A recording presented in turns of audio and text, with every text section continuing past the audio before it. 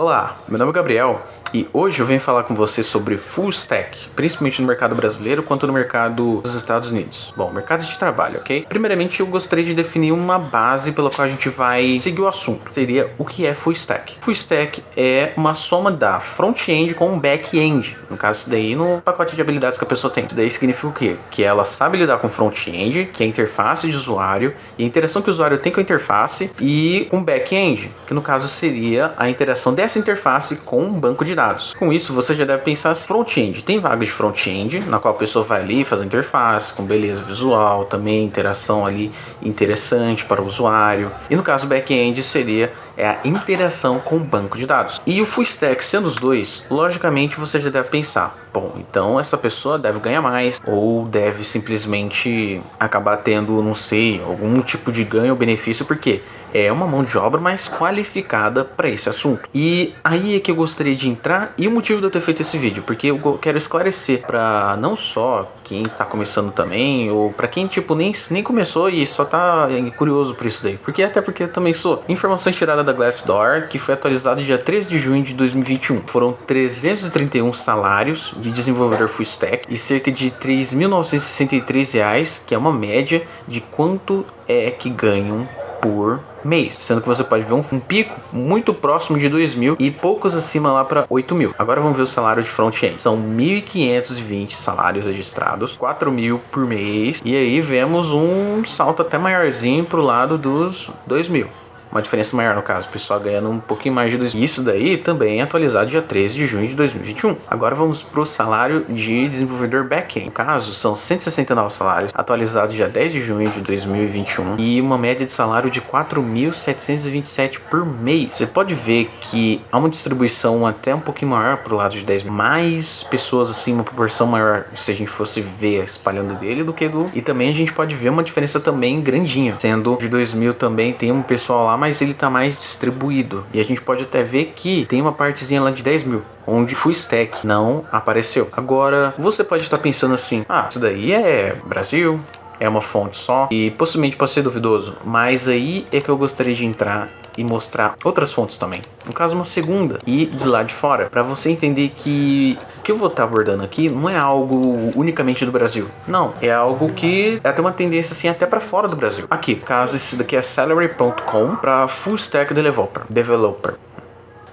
No caso, uma vaga full stack. O média de salário ele fica entre 82.000 e 108.000. Daqui vamos pro front-end e aqui vemos mais tipo uma grande quantidade de salários de front-end registrados, tendo uma variação entre 95.000 e 119.000. É claro, tem outro aqui que vai para 140.000, mas isso daí é uma grande variação. Em média, aqui mesmo ele está dizendo, fica entre uma média de 119.224, que já é maior do que full stack. Agora vamos para o back-end. No back-end temos um alcance de salário entre 92.000 e 122.000. E isso é maior entre 10.000 a 20.000 a mais em dólares que no full stack. Agora, o porquê disso? O porquê do full stack ele acaba recebendo menos do que o front-end e o back-end. Uma explicação do porquê isso daí realmente aconteceu. Pense assim, quem está contratando full stack, até onde eu sei, eu pesquisei e vi opinião assim de profissionais, eles fazem uma divisão entre front-end e back-end, principalmente nas grandes empresas que tipo tem um lucro aí, pelo menos um movimento de dinheiro, isso.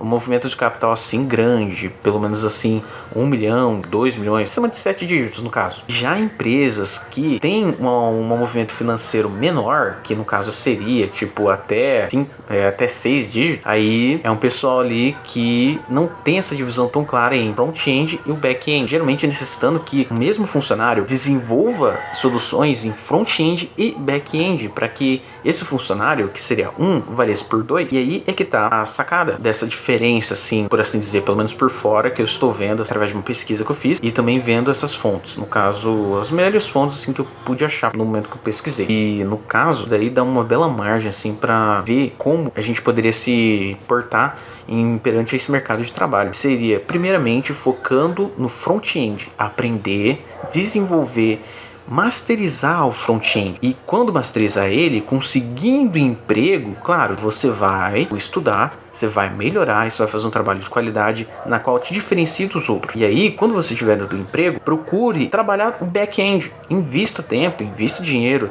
trabalhe, estude o back-end quando estiver dentro do emprego. Por quê? Ali dentro você vai ter uma oportunidade maior de adquirir experiência, adquirir a confiança do contratante, a pessoa que está contratando com você, para ela confiar no seu trabalho, confiar na sua qualidade para lidar com o back-end. Por quê? Vocês já pararam para pensar o que o back-end ele mexe? Como eu já expliquei no começo do vídeo, ele mexe com banco de dados. E isso é uma coisa importantíssima, é a segurança dos bancos de dados, é a segurança da informação. Que com informação, grandes empresas elas conseguir prever um movimento social e conseguir lucrar bastante com isso, até mesmo você ditar certas coisas, grupos sociais, até mesmo você mexer com o mercado, só pelas informações que você tem. Digamos o seguinte, se o Facebook ele é invadido e várias informações pessoais são armazenadas nos bancos de dados, eles vazarem, com certeza vai ter muita gente sendo exposta, vai ter muita gente assim sendo influenciada, nem que seja de maneira indireta. Aí é que tá, você já percebeu o qual é a importância do banco de dados, e agora uma das coisas que eu pensei, pelo menos eu teorizo, e quem vai com banco de dados são pessoas que têm mais experiência, são pessoas que passam confiança e credibilidade pelo trabalho dela. Aí é que tá, possivelmente pessoas que vão ser contratadas para back-end, não tô dizendo que é impossível. E full stack, no caso, acho que seria mais fácil, porque essas empresas que estão, no caso, contratando pessoas assim para fazer mais de uma função, para ser mais flexível, tendo um salário assim de uma pessoa só,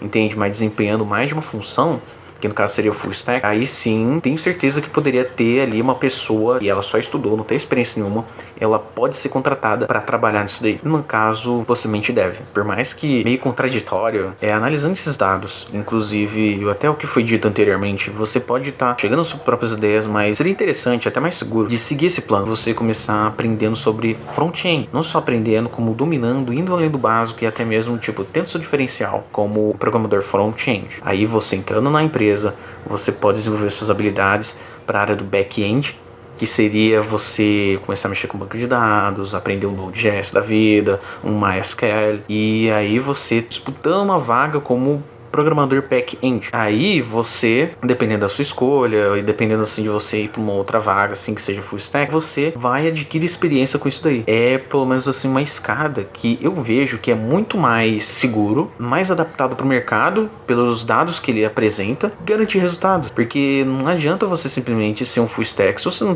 não é contratado, se você não vai trabalhar na área, mesmo você estudando pra caramba.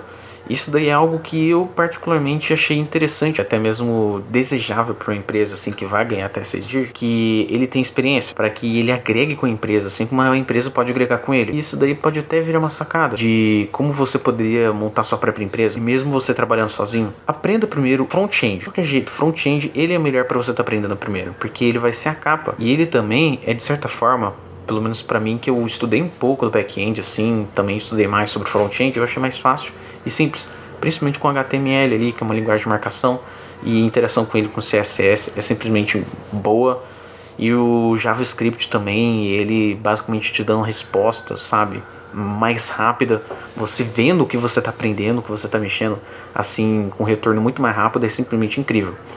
E aí você vai mudar para o back-end, que seria, no caso, algo que, pelo menos na minha opinião, é algo que precisa ser mais trabalhado. Algo que eu vejo assim que, se bem feito, simplesmente, nossa, muda um jogo de uma empresa.